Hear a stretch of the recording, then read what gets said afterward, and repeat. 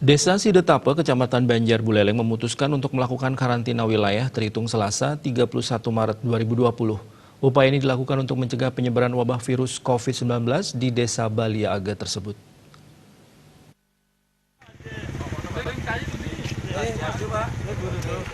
Karantina dilakukan dengan melakukan penjagaan ketat di pintu masuk desa.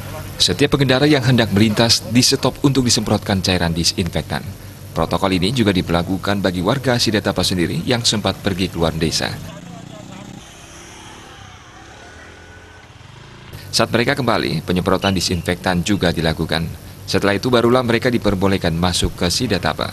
Sekdes Desa Sidetape, Anom Arianta menjelaskan, karantina dilakukan untuk memutus rantai penyebaran virus COVID-19.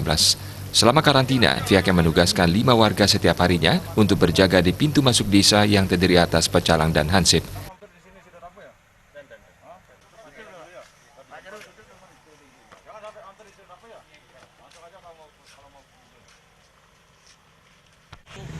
Kita penjagaan di batas desa Sidetape terkait dengan penanganan virus corona yang sangat riskan di desa maupun di tingkat nasional, tingkat negara.